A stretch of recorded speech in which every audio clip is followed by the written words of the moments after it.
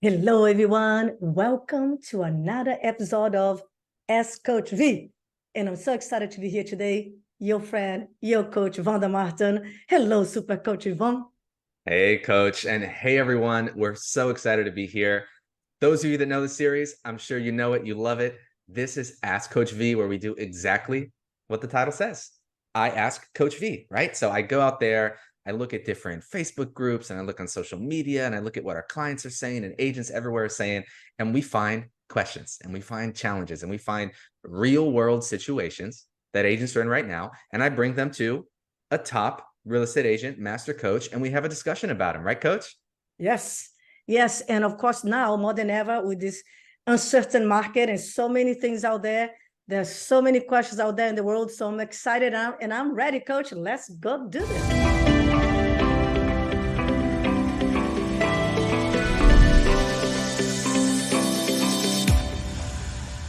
Let's do it. So I have two good questions today, and I like them because one is on the buyer side, one is on the seller side, and they're both a little emotionally charged where they're both a little upset, both of these agents. And I found them posted in a Facebook group, and both of them posted anonymously. So let's Well, see. that's why we're here to help some people. And some of you guys will get the gift from this. I All love it. right, let's do it. So let's start with the first one. This one is on the buyer side. I'm going to go ahead and read it completely exactly as it was posted so you guys can have the full picture, okay? I have it written down here for myself. So I just need to vent for a second.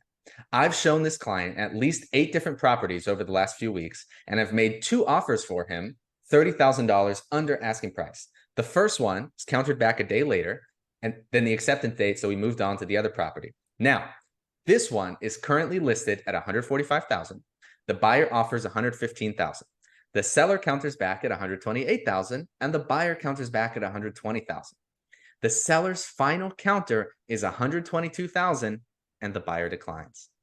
I understand that it's the buyer's money and their decision at the end of the day, but what else would you say or do in this situation? So what we have here, and I think we've all seen this situation a million times. We have a buyer that is really draining this agent, showing them a lot of stuff, writing a lot of offers, but they just can't seem to make a decision.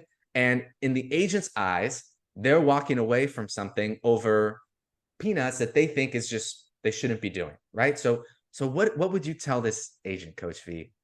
First of all, change the market. No, just kidding. I apologize the joke, but it's amazing. Right now, we have a lot of people selling, $15-30 million home, and we have people selling $130,000 home. At the end of the day, everyone is important. Everybody has their own fears and issues and things. So no matter what price range you are, this can happen to you, right, Coach? Exactly. And I'm glad you bring that up because hey, I've seen it a million times where it's the same situation, except it's a $2 million home, and they're walking away over a $1,000 fix that they don't want to make in the house or something like that. That's, has no percentage of the actual value of the house, but they're going to let that be the sticking point, right? We've all seen it.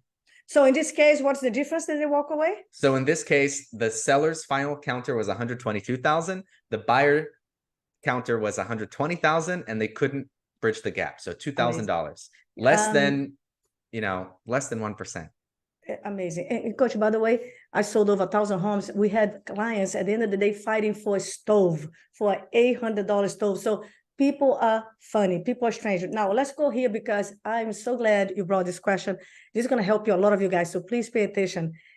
Listen, at the end of the day, Coach, you see me asking all the time, when people not sure of negotiation or they're not going strong or they're not, following through many times because there's not what? There is no motivation. There's no motivation. If they don't have, the pain is not big enough of moving because they don't like where they are, or the dream is not big enough. They don't have to do it. And something happened also with this whole situation that they got so pissed off because of $2,000. So, Coach, what do you think they are missing here? I'm going to say it, but you know what's missing here too, right? Yeah, exactly. There's no motivation. There's no good prequel to make sure that they understand what's important for them, right? Because at the end of the day, guys, it's not about that $2,000. It's about what does this buyer really want, right? And if they really want this house, and you can sell them on why that's important and why they want it, they'll make it work. So obviously here, we have someone who, if they're just happy to keep looking at houses forever and making really low offers and just kind of enjoying the process, maybe there's not a lot of motivation and maybe the timing is wrong. Exactly. So, Coach, this happens all the time. So I remember many times showing homes, and many of my clients showing homes, when the client is not sure what he wants, why he wants it, and when he wants it. So it's our job, it's skills that we have to prepare, educate them, and that comes with having a nice pre-qual conversation, so you know where they are, what's important, where they want to be, what they need to do. And it shows me right away this guy never had a bias presentation. He never had a bias presentation, because if you follow bias presentation that we teach, we know we go over needs and wants, priorities. We go over the budget, what's important to them, because you know they might be qualified for 150 or 1,050,000, but the budget that they feel comfortable that they have enough money to travel, to pay this private school for their kids, maybe it's 900,000. So the financing got to be what they're comfortable to, and also showing what's important at the market. So right away, this agent is missing very important point. He doesn't know the leverage. He doesn't know what's motivating the buyer. And he didn't pre-qualify well, and he didn't sell the buyer right on the property. So again, we don't know the details, but I can tell right away, have this buyer make you a lot of money. As I always say, look at this guy, say, thank God for this buyer. He's teaching me a lesson. I didn't know exactly what is important about this house or the motivation. I didn't sell them on the right decision, the right behavior. So what I would do, Coach, I would go for $2,000. I would go back and have the conversation with them, and I say, hey, Johnny, Mary, you know, of course you can back out of the deal. Of course you can move on. Now let me ask a question. You did like this house, right? And then I go over bring to the table all the great things they love about the house. I would drop all the wins about the house, all the benefits about the house, and then I'm going to ask them, has anything changed? And then I'm going to paint also the plan B. What's going to happen now if they miss this house? Because listen, they're invested here, right, Coach? They invested. They went to how many counter offers? I think 3 or 4 back and 3 or forth. 4. Yeah. So again, what is the motivation? How bad they want? How soon they want? Let's have the leverage. Let's sell them on this house. If they don't buy this house, plan A, what's plan B? And how is that going to look like? Start the pain, and then help them to make a decision. And of course, you know, that's not convincing. We got to make sure we say that, right, Coach? It's not pushing, it's not convincing. It's really knowing what they want. Exactly. Right? Yeah. And that's such a good point, because it's like, look, this agent right now needs to have a sit down with these buyers. If they're still working. Jesus, I come to Jesus meeting. Exactly. I come to Jesus meeting with them and say, hey, look, I'm on your team. Let's revisit what's really important. Tell me again why you're buying. Tell me what's important about buying.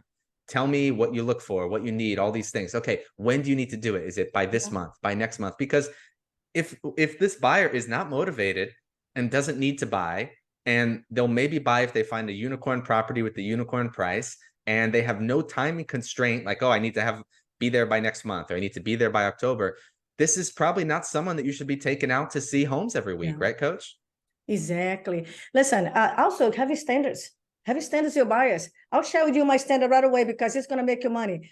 For me to take someone out this weekend or tomorrow to show homes, I have my standards, and I'll share with you so you can steal it. Number one, they are highly motivated. What is the motivation? It's not the what, it's the why. The what, I want to buy a home, I want to downsize, upgrade. That's the what. Why? What is the pain? What is the dream? That is the why, the motivation. Number one, so highly motivated. Number two, highly qualified. They have the pre-approval letter, or they have the funds, as for verification of funds. Number three, they also know exactly what they want, and they're going to listen to you. They're going to listen to you, because if they fight, you ask them elegantly, you do your buyer's presentation, you explain the situation, you ask them to follow, and they just fight you and resist you and everything, or they are assholes and crazy people, let them go. And of course, the other budget is, are they in my area? Yeah, they are in my area. If not, I'll refer, or I will call list, or call by. Number two, what's my price range? So if you don't serve $150,000, don't take the $150,000. If you serve, you know, so again, what's the area, what's your price range, what kind of buy you want, and, you know, set a time with this person. If they don't set a time, if you don't sell them on the benefit of the buyer's presentation because you don't have skills about that, learn how to do it. Appointment setting is a skill. And then make sure you do a beautiful buyer's presentation, prepare them to buy, and you know how to move them. One more thing, Coach, before I go, because this is so cool, right? Do you mind Well, if I don't go yet, because we are going to go to another question. No, to the next question. This is what I meant. I'm not leaving yet. Before I go to the next question, I just want to remind them something, Coach, because you know me. I know I love to coach and I love to educate because it's what I do. It's the music in my heart. So I just want to remind you guys, listen, stop telling people and just taking people out. You are the ultra professional. It's our job to prepare, educate them, ask great questions, because selling is asking great questions, deep, relevant questions, so you know what they are, so you can help them. So I'll just give you a vision right now. Here's your buyer right here, my darling. Here's your buyer. Your buyer wants to be here. You got to know what the gap. What's stopping them? Why he's walking away? Why does he want to buy? You got to know the gap, because our job is to close the gap. So our job is to ask great questions, go deep, know what they really want, why they want it, how they want it, what's important, and then we can close the gap and get to what they want. So go call your buyers from now on, all of them, have a buyer presentation, really know what they need and want, and go show them and display them your unique value proposition, and go help them to buy, help them to make a decision, negotiate them. Don't let people walk away for $500, $2,000 for Pete's sake. Exactly. So look, the short answer for this agent is focus on their motivation. Why do they want to buy? What's important about buying? When do they have to buy? And then use that as leverage to show them why they should make that decision. Or if they shouldn't, that's what you should say, right? Be honest. We're not trying to convince anyone to do anything, but we need to make sure that they have a clear picture. And they're not going to have a clear picture if you don't have a clear picture, because you don't know their motivation, you don't know their timing, you don't know how to help them. You cannot negotiate, Coach. If you don't know the leverage, the motivation, you can even negotiate, $2,000 for them or walk away. Yeah, maybe they're not motivated. They don't give a darn. Yeah, so in order to negotiate, handle objection and close, you gotta know everything. Exactly. So, okay, cool. Let's move on to the next question. So guys, remember, buyer's presentations, motivation, motivation, motivation. You got to know it. This next one is on the seller side, okay? This one is a little longer, but I'm going to read the whole thing, because when you get to the end, it really paints the situation. And I think it gives us a really good opportunity to talk about something that we think is really important. So I'm just going to go ahead and read it. And again, this is from a group posted anonymously. This person is very frustrated. I think you'll be able to see that from the first sentence of the question. So, I seriously hate people sometimes. I've had this listing for well over a year. 2-bedroom, 1 bath, priced high because the seller interviewed 3 agents. She liked me, but she liked another price that one of the others gave her. Against my better judgment, I ended up taking the listing. She was also a high maintenance seller. I let it expire out because I felt like it was a time sucker. She called when she realized it, and I told her I'd be happy to relist, but the price would have to come down. She constantly would say that she had to talk to her son. So once again, she'd talk to her son and she got back to me. She didn't want to drop the price. Mind you, this is after she told me that she would take $215,000 for the house, and I had a cash offer for $220,000 and she turned it down. So, okay, more information. Here's the kicker, guys. She got back with me and didn't feel like she wanted to drop the price, so we both decided it was best to part ways. A day later, it's on the MLS for $15,000 less than what I had it listed. And 2 days later, it's contingent. Ouch. Remind me why we do this? That's how they ended it. So long story short, guys, I'll just summarize it because it was a lot. This agent took this listing, was working with the seller. She took it overpriced, let it expire, reconnected with the seller and said, I'll relist it, but we have to lower the price if it's going to sell. The seller said no. The agent said, well, then I'm not going to take the listing. And they parted ways. The very next day, she sees the home listed for the lower price that she wanted. And the following day, she sees it at contingent. And the agent is pissed, Coach. What would you say to this agent? First of all, I would be pissed too, but I would be pissed with myself, because I realize, you see, I'm going to say something that some of you guys are going to appreciate a lot, and some of you guys are going to say, what? But it's true. Listen, the day we take full responsibility for our results is the day our life changed completely. So my darling, again, just like I said about the other question, Coach Ivon, this person just gave you a present. See, the rejection is feedback. And the universe, the market, that seller is telling you, you don't have enough skills. Ladies and gentlemen, warriors, guys, my beautiful tribe here, this is a skill-based market. So first of all, if you don't know how, that listing should never be going for a month, for a year. Listen, I sold homes in the Silicon Valley, Palo Alto, Los Altos. In Palo Alto, just a scraper, just the land is $2 million. So, and I sold home also in Stockton, Lodi, Manteca. When I started, the average price was $350,000 in the city.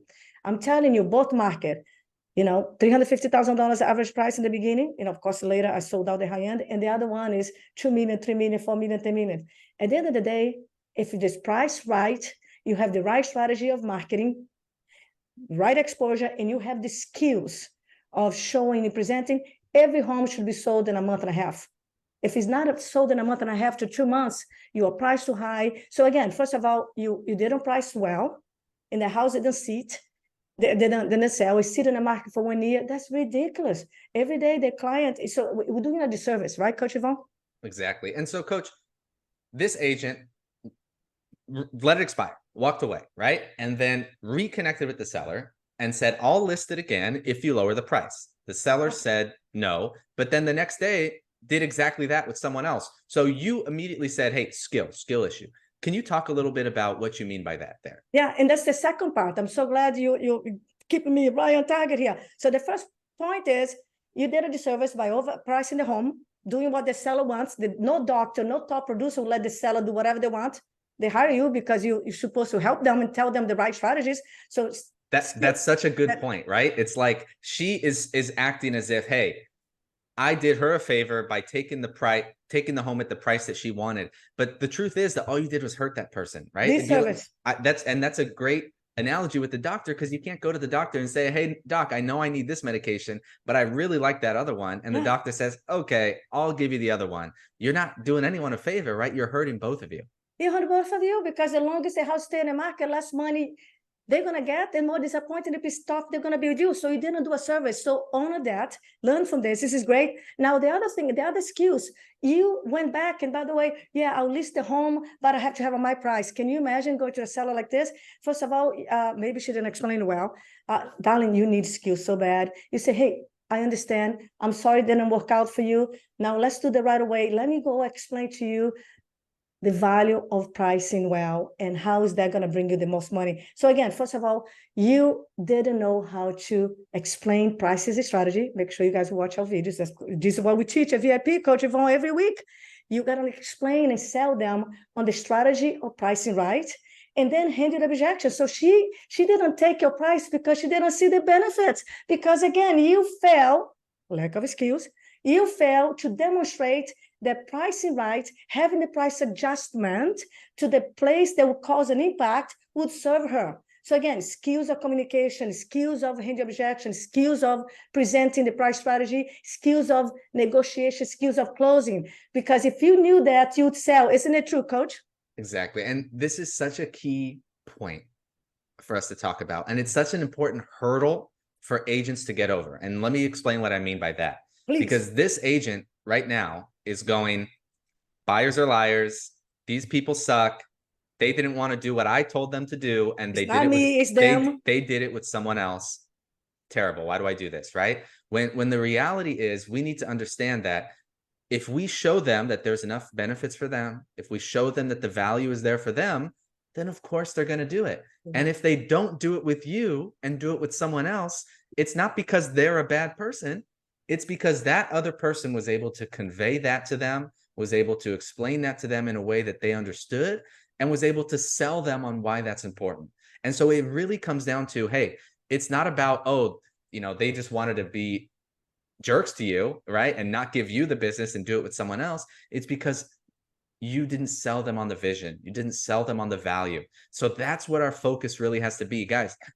It's salesmanship. It's selling. Even when you're talking with your clients, when you're talking about whether it's an appointment or a listing or a price adjustment or staging the home or not, we are negotiating, we are selling. We have to use those communication skills to really convey that, right, Coach? It's skills, Coach, and you're right on money. Let me give us guys an example. One of our clients that we have the honor of coach for many years, Marta Cervantes.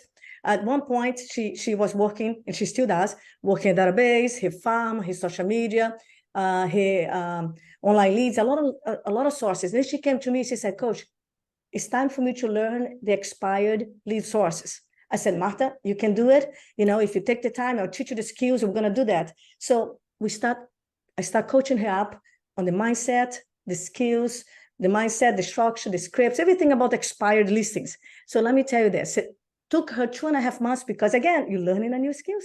It took her 2.5 months to start setting appointments. Here is the bottom line of the story, Coach Ivon.